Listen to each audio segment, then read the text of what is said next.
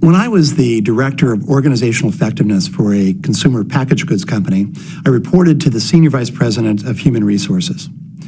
And at the end of my first fiscal year with the company, my boss asked to meet with me so that we could go over our results for the year. Basically boiled down to how good a job we had done in terms of achieving our objectives. What surprised me is she began the meeting by sharing the objectives on her plate. These are the goals that had been set by the CEO for her.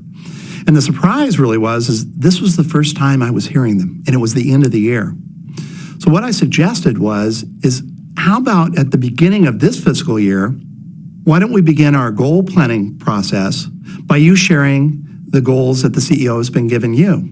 And then from there, I can set my objectives very much aligned with it. And more importantly, as I go about making them happen, I can do them in a way that will make you even more successful and make the function look even better in the eyes of the rest of the company. She thought it was a great idea.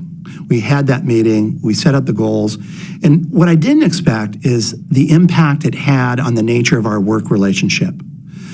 Up to that point, I would describe it as good, but it was formal. She did her job, she trusted me to do mine. You know, there really wasn't a lot of collaboration.